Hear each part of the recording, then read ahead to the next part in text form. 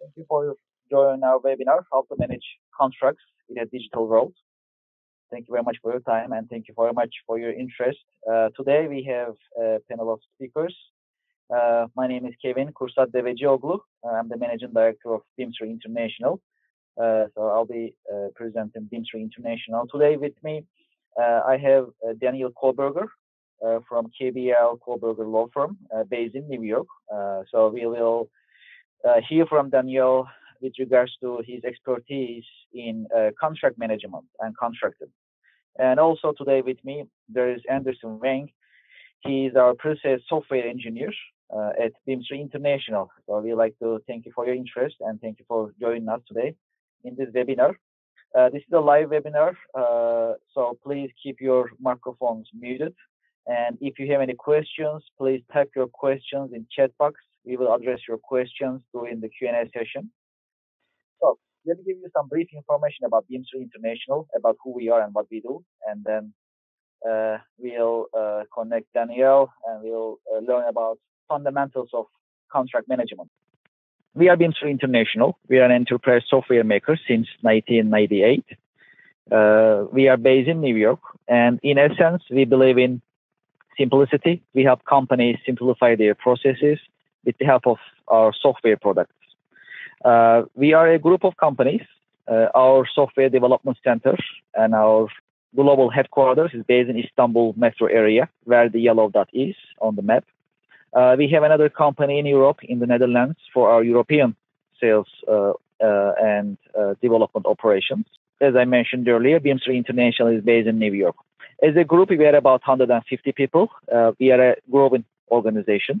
Bimser is a certified SAP vendor, a Microsoft Gold partner, and Cloud ERP Acumatica's independent software vendor.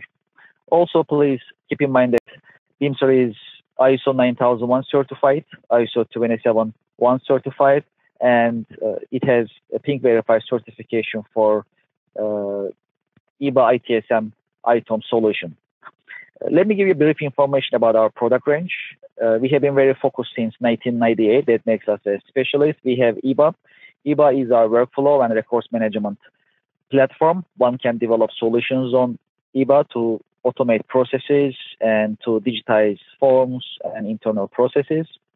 We have BIM. BIM is an asset maintenance and purchasing management, energy management software. It helps companies manage their machinery, equipment, and units, fleet, cars, trucks in electronic environment. You can manage maintenance operations and you can manage assets and you can track them. Also know that BIM is certified by Acumatica Cloud ERP system. So that is already integrated with Acumatica currently. QDMS is a quality, risk, and compliance management software. It is very helpful and instrumental for complying ISO, BRC, SQF, FTA kind of standards in an electronic environment. Finally, we have Ensemble. Ensemble is our business process management tool. When we look at our product range, Ensemble is more of a managerial tool with performance management and KPI capabilities.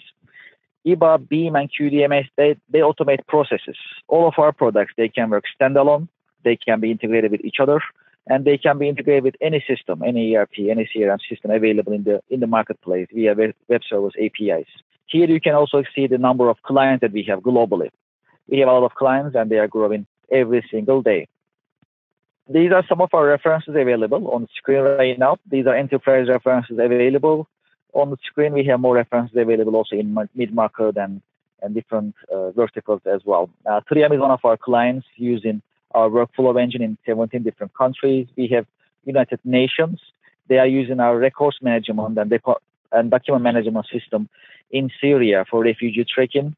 We have Ford and Renault-Nissan Alliance as some of our references. We have Arcade Movie Theaters based in California as our reference for our workflow engine. We have Bridgestone in manufacturing and AstraZeneca in pharmaceutical industries as some of our references. We have more references available on our website. So in a nutshell, that's who we are and what we do. Before we jump into contract management solution that actually was put together by one of our solution partners called Nextsoft, we like to learn about contract management and what are the fundamentals of contracting, what we should be careful about, For these essentials, for these fundamental information with this knowledge, I like to turn the mic to Daniel Kohlberger from Kohlberger Law, and I love to learn from him. Daniel, would you like to continue from here? I'll make you the. I think you're available already. Yes. Great. Thank you, Chris. Thank you. I'll leave the floor to you. Thank you. Okay. Thank you so much. Thank you for leaving the digital floor to me. Yeah. First of all, again, thank you, Chris. Thank you, Bimser, for having me. It's a real honor, and also thank you to my following speaker, Anderson, to be part of this. It's a pleasure. Thank you for everyone joining us and tuning in. As Chris had briefly alluded to, my name is Daniel Kohlberger. I am the founder of Kohlberger Law, which is a law firm with offices here in New York and in Munich, where we primarily represent clients from the software industry. That goes all the way to the left to entertainment software, such as video games, but also all the way to the right, developers of software, distributors of software, and in the middle, tech startups here in New York. We represent these clients primarily in their move from the US to the EU or in the other direction. Now, we represent these clients in fields basically broadening from the beginning of their founding, from corporate formation and investment, as well as their day-to-day and their long-term transactional work, such as end-user licensing deals, B2B, distribution deals, and so forth. And we end with IP strategy that we conduct with the client together regarding protection, enforcement, and registration. Just briefly about myself, I'm US born, but grew up in Germany and the UK, and I'm licensed to practice law in Germany and in New York. Now, as Chris had already said, with this panel is about contract management through software.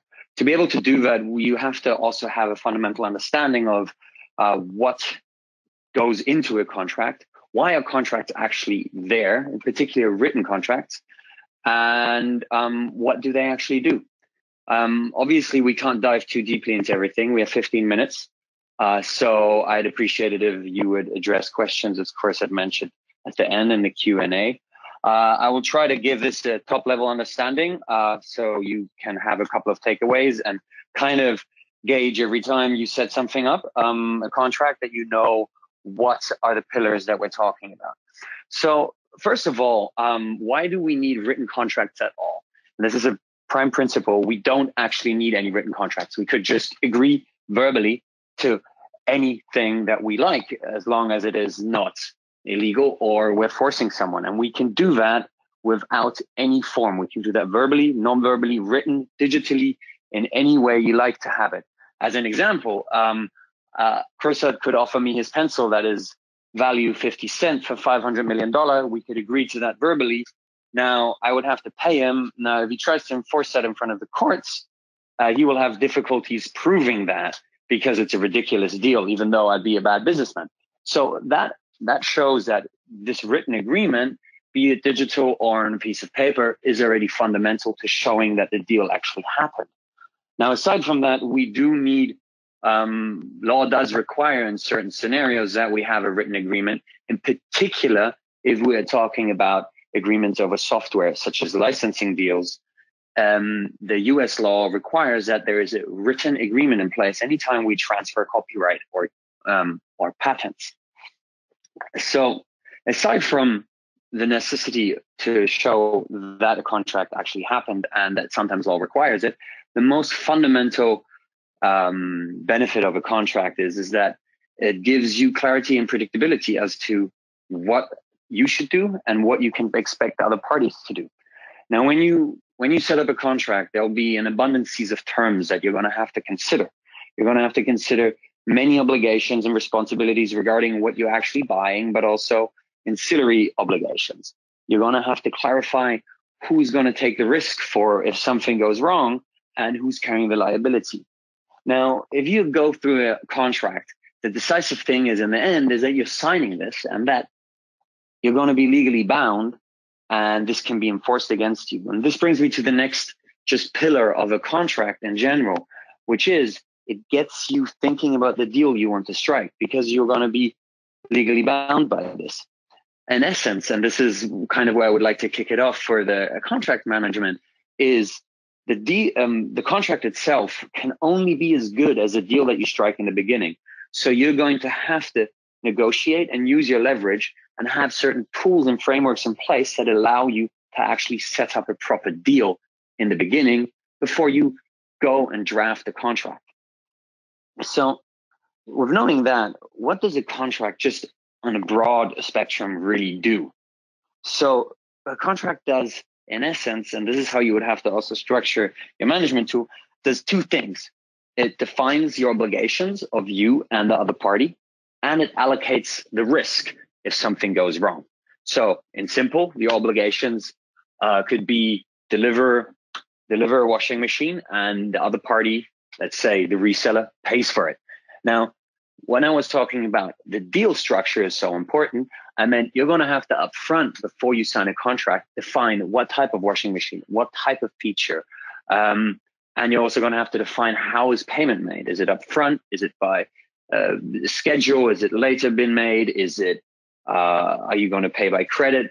You're going to pay by check? All these things have to be clarified, because these are the primary obligations that the contract is about. Now, when you're talking about risk allocation, the other pillar of the contract, you're thinking of, in simple, three scenarios. You're thinking about, what if you make a mistake? What if the other party makes a mistake? Or what if a third party intervenes with their mistake? In either of these three scenarios, you can allocate risk to the one or the other party the way you like, but you have to be aware of that. Just to give a couple of examples here, for example, if cargo is lost because of a shipwreck, who's going to be the responsible party? Is it going to be the buyer or the seller? Or if a retailer installs a dishwasher and that floods the end user's kitchen, what are you going to do? Is it going to be the end user is responsible? Is it going to be the retailer? Is it going to be the reseller? Or is it just going to be the manufacturer? Those are just two examples of where you're going to have to make sure that when you're devising your deal and setting up your contract, that you're going to have to allocate risk based on the negotiation where you make your leverage happen. So essentially the top level here is, and what you're going to have to look at is, a contract's going to say what I have to do, what the other party has to do within a framework of obligations, and who carries the risk for something if it goes wrong. And in simplest terms, find out what the best and what the worst case scenario is and write terms for that. Now, that's the top level. Let's look at what actually goes into a contract and what you really have to consider if you set up a management software for that. So as I've in the beginning said, there are primary obligations like what type of product or what type of services and how much the payment is and how it's supposed to be paid. There are also, however, ancillary obligations.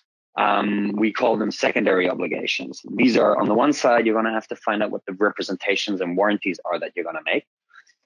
This is not the good itself or the price itself. This is something you're promising that you have done before, or something that you will do in the future after the contract is signed.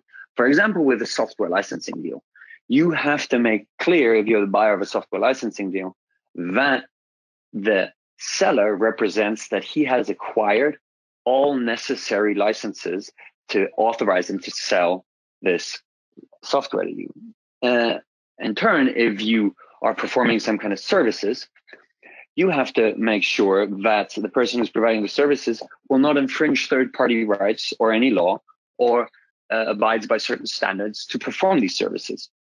These are secondary obligations. Another very important part of the secondary obligations are the quote-unquote relationship obligations. They have nothing to do with the actual subject matter, the goods and the services and the price. These are just things like confidentiality, non-compete clauses, non-solicitation clauses. And I want to just briefly look at the confidentiality clause, which is very important in any agreement, because this confidentiality clause does not intend to stifle competition. A confidentiality clause intends to incentivize your competitiveness by allowing you to protect your information. Now, when you think about a confidentiality clause, you're going to have to think about two things. First, what's the term of this confidentiality clause? Is it going to be forever after the agreement is over? Is it going to be 1 year? And is it going to be retroactively covering some solicitation phase before the contract was signed? In addition to that, you will have to figure out what type of information is confidential. This is dependent on the industry, on what you consider valuable for your company. This could be any kind of technical or product information. This could be business information, such as strategy and business plans or financial information. Or like in some cases, it could just be who are your followers on Twitter, to be crass with an example. So you're going to have to figure all of this out. Further down the line, once you've defined what your primary obligations are, what your secondary obligations are, and what the relationship looks like and who is obliged to do what, you're going to have to look at the risk allocation. And there are two specific clauses in any contract, which are the two most relevant, which is the liability clause and the indemnification clause. Now, the liability clause is that clause that in written contracts is always in all caps and impossible to read.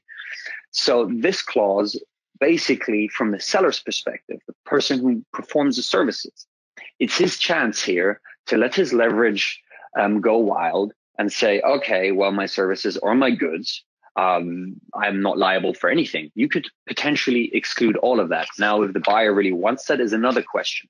So you might want to decide to say, we're capping my liability for the performance of these services at a certain dollar amount, or only for such mistakes that I make. Now, next to the liability clause, there's also the indemnification clause.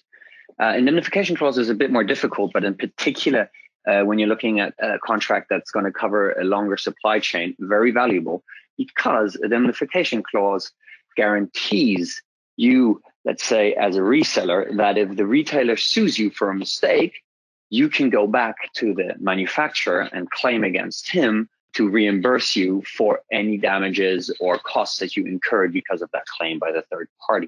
When you draft this, you're going to have to be entirely aware about what type of claims is this going to cover that the third party may bring against you, and what type of damages as well, be it just actual damages, opportunity costs, punitive damages. There's a lot of points you're going to have to hit. And lastly, you're going to have to also define who's going to be responsible in defending this claim against a third party. Will it be the indemnifying party or will it be the indemnified party? Now, once you've decided on, hey, these are my main obligations, these are my secondary obligations, this is how I'm going to allocate risk in these obligations, I have to figure out what happens if this contract actually ends. So this is where we get into the termination clause. Termination clause can be either natural end to a contract when you agree on it's going to be a year or a 2 year, or you could prematurely have a contract end by a termination clause. Now, particularly when you're talking about a termination clause, you're going to have to figure out who can actually prematurely terminate, the seller or the buyer, and in which case can he do that? So what has to happen that he can do that? And if that happens, can the other party somehow cure it? So you're going to have to also figure out here who's carrying the risk in the termination. Once you terminate, you have a second question you're going to have to ask yourself. This is, what is the consequence of a termination? Think of this like a divorce, and you have a house. So if you divorce, who gets what? And in the case of just a sale of goods, and the goods have already gone to the other party, if you terminate, can the seller get the goods back? Or does the buyer have to pay for it? What happens with confidential information? What happens with the non-compete clause?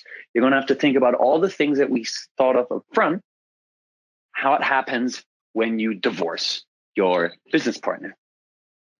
So once we've solved that, and I'm going to come to my end here now of what goes into a contract, you've basically clarified everything. However, you still have that annoying part at the end, which are the boilerplate provisions. These are sometimes titled miscellaneous, sometimes titled general. It doesn't really matter how they're titled. The decisive thing about these is they should not be boring. What I mean with that is here you agree with your business partner about excluding or including specific default law. So you can decide in the event that a dispute goes down, how is this dispute going to go down? And in the event that you sign the agreement, how is it supposed to be interpreted and read? And in the event that the agreement is signed, how does it affect the parties actually? So we look at dispute-related clauses in the boilerplate provision. You have to think about a lot of things again. Which law finds application? Which venue do you have to go to sue? Do you want arbitration? What type of remedies do you allow? Damages or injunction? Can you waive or permit class action suits or jury trials? And who pays for the attorney fees if one or the other party wins? When you look at the agreement-related clauses, you're going to have to consider things like, this is a business-to-business relationship. It's two companies. Who do you actually send a notification under the contract to that business? If you don't have that, it's just going to go to the general mailbox. So you're going to have to designate a contact person in the contract itself. You're also going to have to figure out, as of when is this contract binding? Who is it binding? Is it just binding this party? Is it binding agents? Is it binding successors in the event of a merger or acquisition? You're also going to have to think about, can this be signed electronically? If you, for example, put in it has to be in physical writing and you have a digital contract, you can't actually sign this contract digitally. If you can also include, it can be signed by counterparts, or both parties have to be present at the same time, or they have to do it in front of a notary. Now, as you see, you're going to have to clarify a lot here because this will determine how you can use your agreement. I will finish off with a brief takeaway, and thank you for your attention here. The most important thing when you're devising any kind of contract management software is that you're aware of the fact that you have to clearly define your obligations and the risk, as I was stating before. However, don't ever sign a contract that was not negotiated to flesh out a fully fleshed out deal. And within this negotiation, make sure that you let your leverage that you have dictate the terms and not any kind of default law. I apologize for having talked as a lawyer for 15 minutes. I appreciate your attention, and thank you so much, Corsa, for giving me the time. Thank you. I appreciate it. Thank you very much. Well, great insights and very important information that we all need to know as we are in business. Much appreciated. So please, if you can stay with us, at the end, we'll have Q&A session. If there is any question about contract management, fundamentals of contract management, you can address it. That's okay. Thank you very much. So this solution, EBA Contract Manager, is based on EBA platform. As I mentioned earlier, EBA is our workflow and document management platform, and it's been built on top of this platform basically, and it's built by our solution partner Nexaft. Now I like to turn it to Anderson Wang, pre-sales software engineer of Bimser International, our own, and Anderson will take it from here. He'll be presenting you contract manager, what it is about, what is the scope of it, and he'll be sharing you a brief demonstration. Please keep in mind that please keep your microphones muted. If you have any questions, you can type it in the chat box, and then we'll address it for you. Anderson, would you like to take it from here? Excellent. Wonderful. Thank you. Let me first off thank Kevin for giving the company presentation, running this webinar. Also, thanks to Daniel Koberger for giving his insights on the fundamentals of contract management and what all of the logistics behind a contract is about. Also, thank you everybody else attending this webinar for taking the time to listen to what we have to say. So my portion of this webinar, I will be talking about the contract manager. As mentioned before, it is a solution idea by one of our solution partners, Nexaft. And this solution idea is powered by EBA. So later I will show us how it actually runs in practice within the system of EBA. To introduce the contract manager, we'll list a few key features at this slide. What's great about the contract manager is that it is a digitalized way of having your forms pass along the internal approval processes to make sure that a contract before it is being signed by a vendor, for instance, is properly approved by the head of purchase or any heads of departments like financial department, for example. It's very quick deployment and integrated with other ERP solutions, such as, we have it on our EBA platform, and EBA can easily be linked with other solutions. It's a permission-based application. That means there's a lot of users within the system, and because of that, they have their own interface where they can establish which part of the processes are significant to them. And also along with that, you bring a nice secure and lean infrastructure, and everybody's just in charge of what they need to be in charge of. Everybody's their own expert along the process of contract management. Our platform provides unlimited number of users and unlimited number of contracts. You can even have a mass transfer of the signed contracts within the system. And even on top of that, we have a nice little widget and dashboard, just a nice little visual representation of the contracts that we have signed or approved in the system.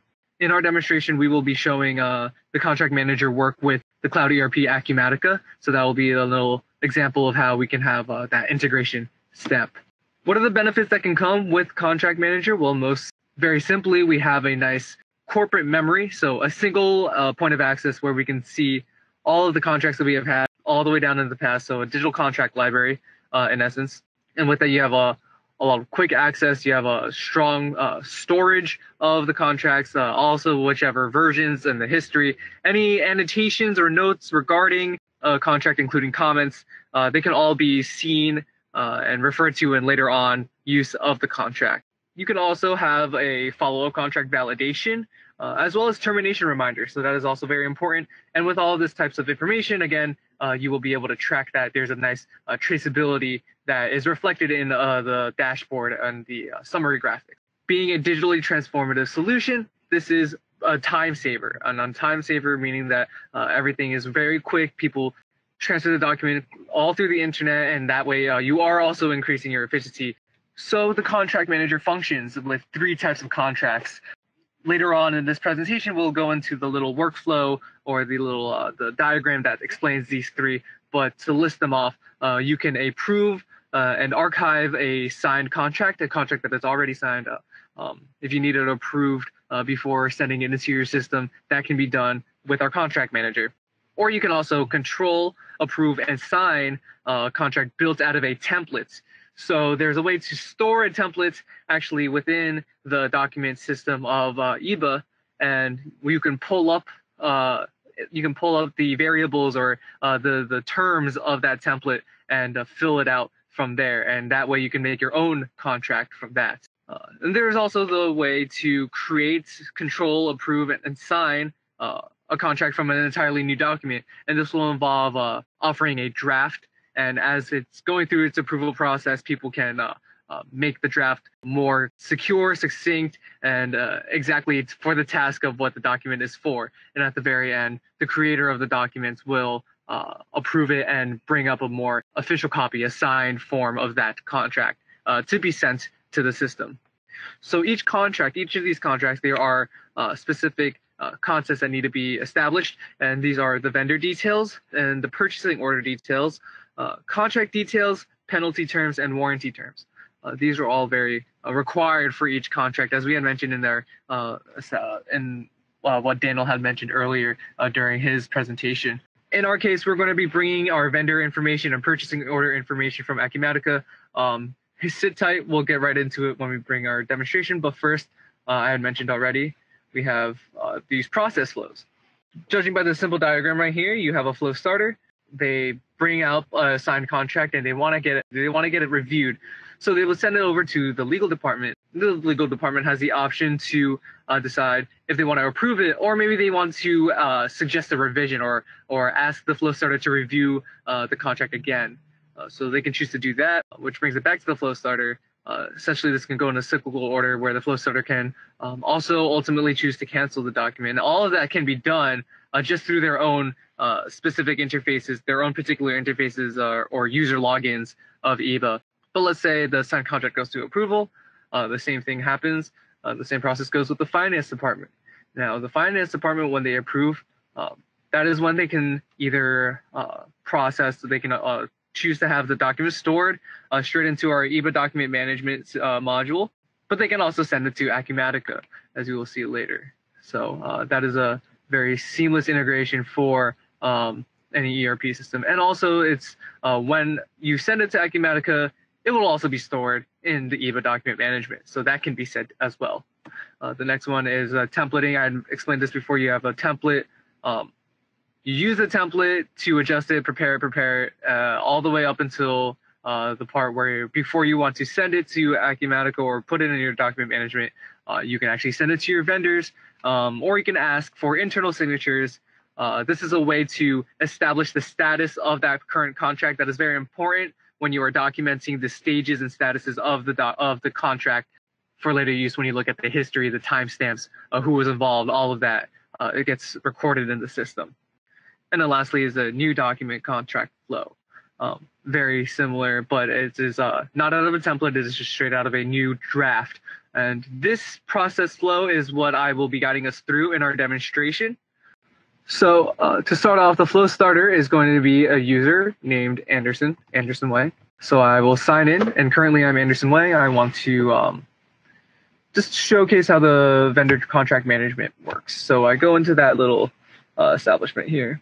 And to introduce, we have the dashboard, as mentioned earlier, the summary graphic, and a nice visual representation of the contracts that are already stored in here.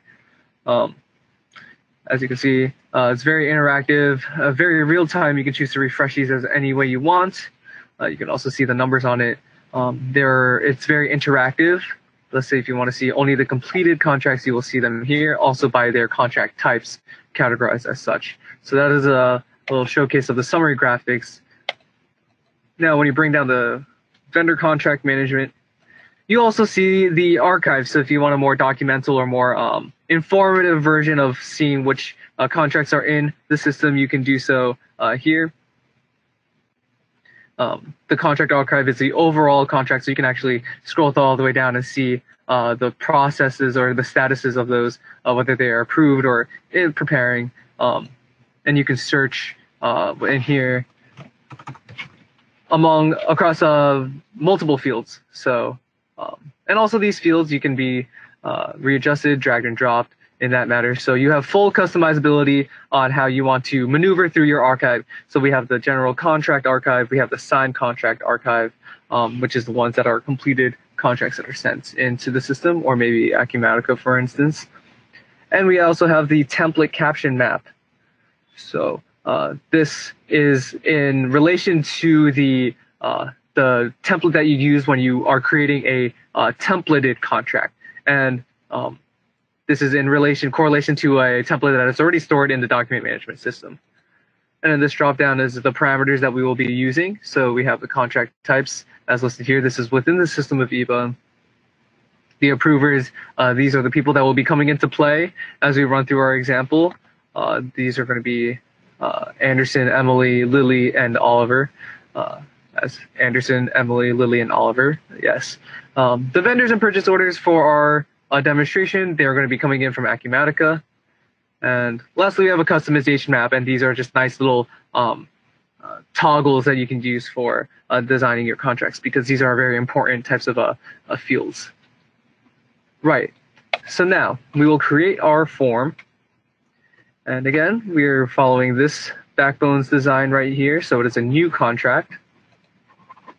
I'll go ahead and say new documents, and it'll prepare that kind of layout for us. When we click into vendor IDs, this is coming in from Acumatica, right?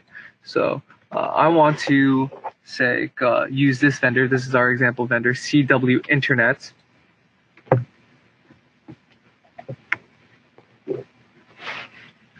And I can also include a purchase order. So this purchase order also comes in through Acumatica. And I want to say, let's say, purchase order number 67. Everything gets filled out from there. Now you set up your dates, because the dates of the contract are important. Of course, you have the option to choose your activation date as well as the expiration date. So we will date this forward, let's say a year. And also you can adjust how many days prior we can send a reminder. So we'll say 15. Now, I'm going to say a non-disclosure agreement. This is from our contract types, as I showcased earlier in the system. And here you can write the amounts regarding the financials, the finances of this contract. And there's a little explanation there where you can explain this is like a non-disclosure agreement. So there's that.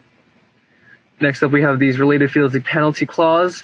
We had mentioned the instances of clauses during a contract managing or contract signing. So here's you would fill out any type of penalty regarding, and here you can say nice little comments or anything regarding this. So like this should be enforced, for example. That can be added into the little commenting or the data behind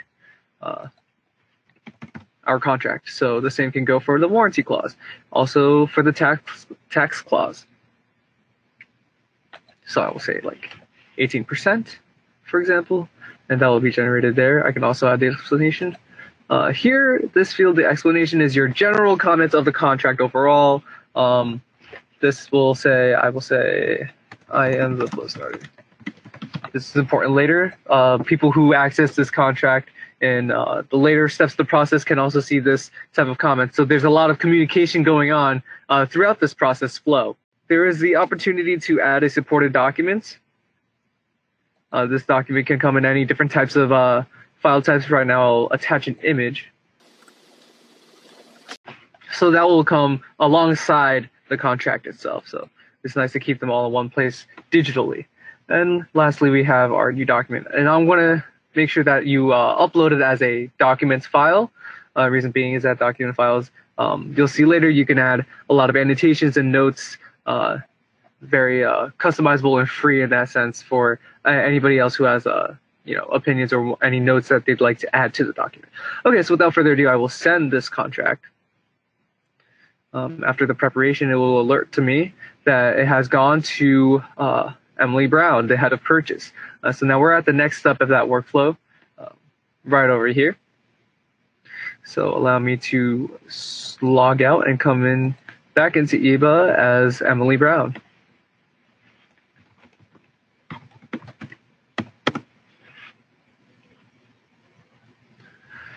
So now I'm signed in as the head of purchase, Emily Brown, and right from her homepage under approvals, we'll see she has 11 pending. One of them just so happens to be the contract that we had prepared previously. So she sees that there's this contract coming in from Anderson Wang, and it is now for her turn to review it. This is where you can actually go into the document itself. There's a document viewer already native into EVA, so it's very nice to have that. So it will display the example, the draft documents that we are working with here. There is a way to add a general notes over it, so she can say this is a note by Emily Brown, and add it on top of that document that everybody can see. So that is nice. Keep a little discussion or back and forth regarding the document. There's also a way to give an annotation. So this annotation view is a way for you to actually make finite comments based on the contents of this document. And now I take the text annotation right here, and let's just say I take the title. I can add the annotation here. This is an annotation on the title.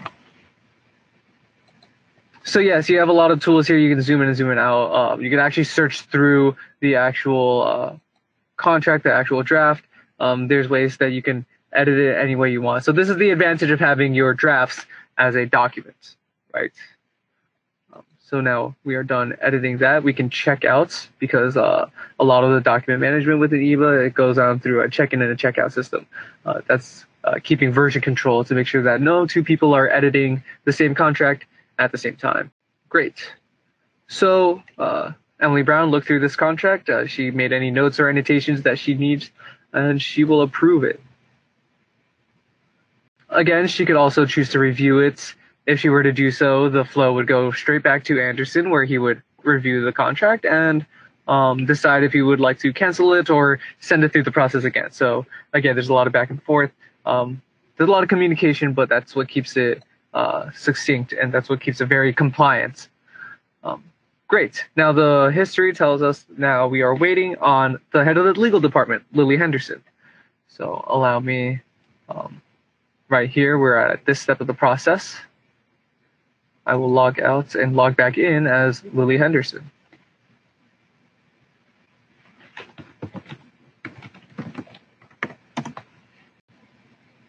same scenario here. We are going back into our pending tasks.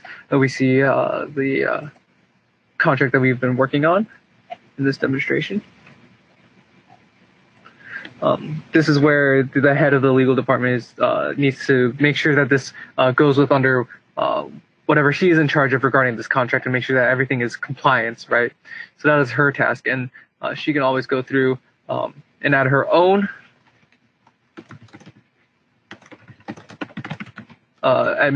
comments through this explanation prompt here. And then at the end, she can ultimately approve the documents.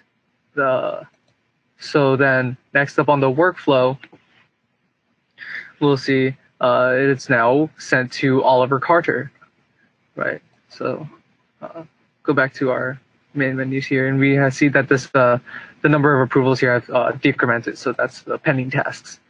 Great, so I'll quickly go back into Oliver Carter. Oliver Carter is our head of the financial department, so he's going to be looking into this contract and making sure everything is succinct with this contract in regards to the finances. And this is a nice way to have everybody in the loop of this approval process, this entire process overall. You see the timestamps of that, of when they viewed it, and also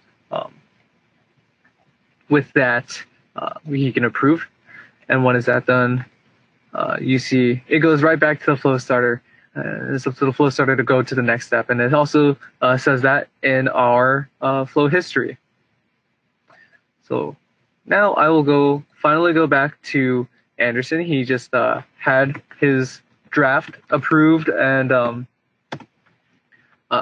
he had it established through the head of purchase, the head of the legal department, the head of the finance department. Everybody has say. They were kind of in the memo with this contract that we've been forming here. So Anderson receives it back in his own pending task, and this is up to him to look at the final stuff. So he can actually go back into the documents and see, oh, there's a note. What is a note? Oh, it is by Emily Brown. He can also go into the annotation and find that annotation that we had added earlier. But at this step of the process, it is most important that he adds the final version of this contract. So in this case, we have the example signed contract. This is the a PDF form because it is more secure in that sense. PDFs will be read-only. There's not a lot of writability, so that's that. You see that now Anderson has the options for all of these, and this is also reflected in our process flow here. He can send the draft to the vendor. He can have the vendor sign it. He can also ask for the internals to sign it. This will change the if I click send vendor to sign, this just simply changes the status of the document, of the contract overall, and it is also reflected in our flow history here. But in any instance, let's say the vendor does sign it and the contract comes back. Now I want to save it. I want to store it either in EBA, or I can also send it to store it in EBA and also send it to Acumatica. So let's go on with that process. And there's just a quick integration step. Also, you see here, they'll give you a nice little notification. There's also a nice ring. Everybody will be notified about the completion of this. We're also given the contract number 2019-0128. So that is how we're going to find it in our system, which let's look on the Acumatica side and find the contract that we had just sent in. So I will go by vendor. Because we had access to through our vendor, the CW Internet, I go into the vendor's information on Acumatica, and you can see that there are some attached files. And surely enough, we have our contracts that we had just made. So 2019-0128, and that is it. We have the form right here, and that is the profile of our contract. And we also have the signed contract here, the final PDF. Excellent. And I will also show that you can do this through our purchase orders too, because everything is all together within Acumatica. So I believe we had used purchase order number 67. same idea. We have some attached files, and inside we see, yes, 2019 0128, 2019 0128. So that is proof that the contract manager does work in very integratively with Acumatica. You had just seen that we had just devised a contract and sent it straight to that system. Let's also show that it has been in our document management as well. So if we go through our directory of contracts, also our vendors, maybe we can search here for CW Internet, and they have a non-disclosure agreement that is precisely going to be our contract 0128. And within EBA, in the document management, you can see our contract here. And there's also a lot of other metadata here, such as the profile, which is the form version, the form layout of this contract. There's also contents. Contents will point to the draft or anything regarding that. The draft will be under relations. So, and they also give you the nice location on where you can find that within the system. And lastly, there's also the attachments. If you had remembered very early on in the step, we had an attachment here. I can click into that, and sure enough, that is the photo that we had attached to this contract. Yes, and also there's another way to access it. Again, we had explained earlier the archives. If we go back into our signed contract archive, it should also be there as well. So this is to prove, yes, 2019 0128. This is to prove that once you devise a contract regarding any flow, just like the one that we had done here, the new contract document flow. Once you go through that steps, everybody gets involved in the contract. Head of purchase, legal department, financial department, back to the flow starter or whoever's creating the contract itself. He has the option to then send it to the vendors to sign, or ask for other types of signatures for this contract. And lastly, send it to any pre-existing ERP systems such as Acumatica, and also have it stored within the document management of EBA, as well as the archives within the vendor contract management. So that was a little guide through of this type of new contract document flow, and that is that will conclude my demonstration of the contract manager, powered by EBA, our EBA transactional content management platform. And that brings us to our Q&A portion of the webinar. Thank you, Kirstad. Thank you, Kevin. Thank you, Daniel, for your time. And thank you, everybody, for listening to this portion of me explaining the contract manager. Yes.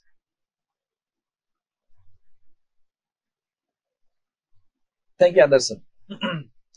Great presentation, great demonstration with regards to contract manager solution powered by EBA, made by Nexop. And that's great. We learned many things about the scope of the solution, and we see how it actually running with the Cloud ERP Acumatica. So we presented the product, we demo it. I think it's great. So this is our Q&A session. We'll address your questions. I have some questions already that I have received. So I'll be sharing these questions with our speakers.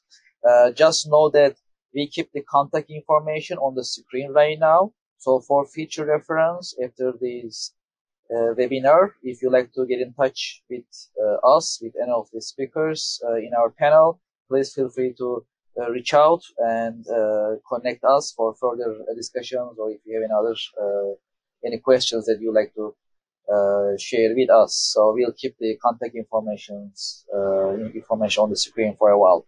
So some of the questions I have received is, can the solution, EBA contract manager, can it be deployed on-premise and also public clouds such as AWS? Yes, this is a good question. And to answer that, yes, EBA can be run on cloud. Just like many of our other products with Bimser International, we have been focused on our 4 products, and each of them can work on-premise or on cloud. So if that answers your question, yes, EBA will work on cloud, and you can also manage your contracts with that type of system. Thank you. Thank you, Anderson. Another question. So I see EBA contract manager is connected to Acumatica. You have showed the integration. Can it be also working with other ERP systems such as Microsoft Sage, etc.? I think I can address this question. Yes. I mean, naturally, the contract manager is developed on EBA platform, and it can work standalone, and as well as it can be integrated with any ERP system actually. So that is the case. In this particular case, we are an official independent software vendor of Cloud ERP Acumatica, so we made the integration with Acumatica, and we present it to you and we demo the integration and how the product is working with Acumatica.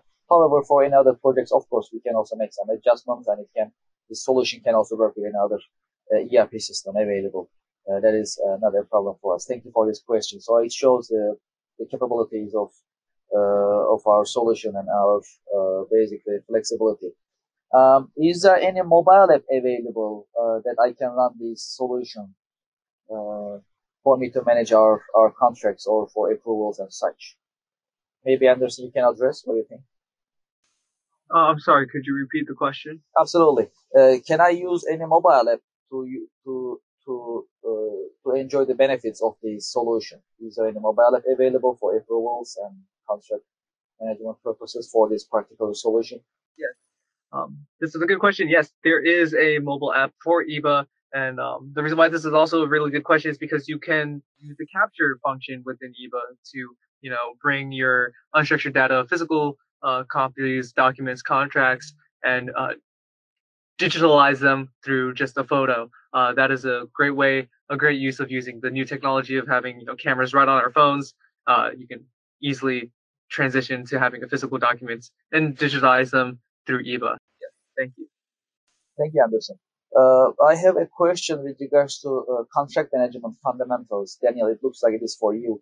So, in addition to the general information that we need to be careful about contract making, is there anything specific about software making, software-related contract making, or it is basically the same concept, same framework?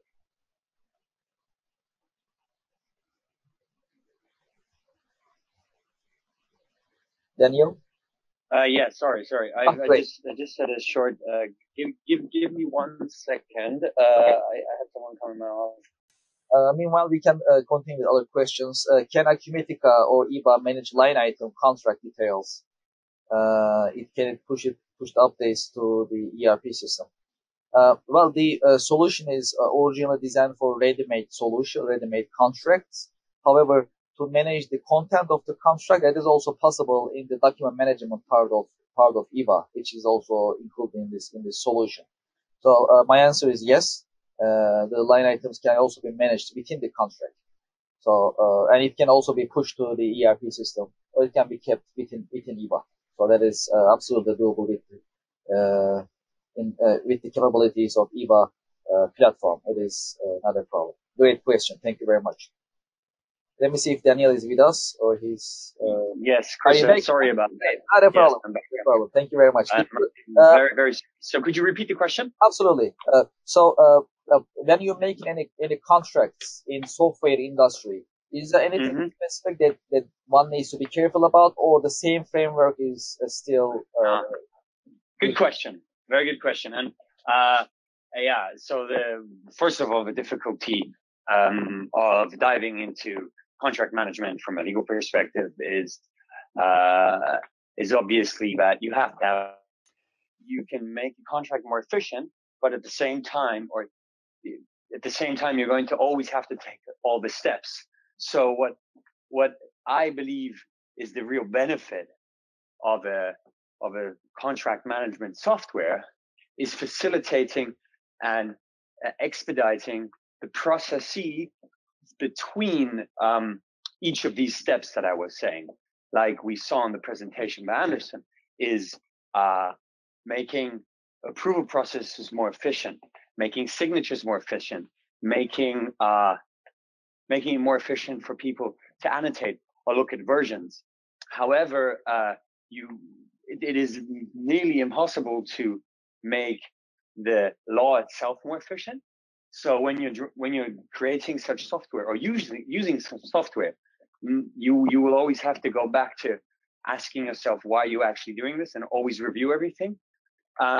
So it is difficult to answer your question to say you're going to have to be prepared for this or for that. What you're really going to have to be prepared for is that the software will not be able to replace your decision process. It will be able to replace the between decision making is what is going to replace. So as an example, if I send you a contract, Corsat, and it takes you, as an example, 3 days, and it's in your inbox until you see it, that 3 days, the management software can do within seconds. So that is, for me, with contract management, the huge benefit. However, you're still going to have to make entirely sure that your decision process aligns with what you're clicking with your mouse. That's kind of my perspective on that. I hope that answers your question, and if it doesn't, please further allude to what it was. Thank you, Daniel. Thank you very much. Well, especially contract manager is very important in a way that you need to manage the versions of contracts, and you need to also make sure who reviews it and who approves it. And when you need to go back to the previous version, or after a while you need to review the contract, you need to make sure you have the right version, and you need to know who approved it, who reviewed it. So that is important. The reason being, from our experience, contracts evolve depends on the situation and conditions, basically. So in that sense, contract manager can be a lifesaver. That's how it looks. And that's also a great question. Thank you very much, Daniel, for addressing it. I'll just briefly, just to continue on the versioning. Sure. So I'll give you an example of how this works if you don't have a contract manager. So let's say you and I, Kurt, said we have a contract to discuss, and we have another party that this contract is with. We're going to end up on my computer having 10, 15, 20 different documents of exactly the same. This is highly inefficient. Now, at the same time, you can, if you use a contract management tool that manages the versions, you're going to have to watch out that, and this is a classic issue with versioning in general, is that not just people working it at the same time, and that these versionings are consecutive, that it's clearly displayed. And this is a question for the software developer to be able to clearly display the versioning, that no one makes a mistake when they edit these. Yeah. Thank you, Daniel. Yeah, absolutely, that's very important. And it's also heard from you as an expert in law and practicing it. It also shows the importance of it. Well, the good thing is the solution has arrived, and we have EBA Contract Manager, and from now on, all these companies can use the Contract Manager. So that is the idea, I believe, here. So thank you very much for the insight. Appreciate it. Looks like I have covered all the questions so far, and it's been a great webinar and great attendance. Thank you very much for your time, and thank you for joining us. As I mentioned earlier, this is our contact information on the screen. If you have any further questions, if you'd like to continue this conversation, please feel free to contact us, and we can address it. So we have presented you EBA Contract Manager for Acumatica.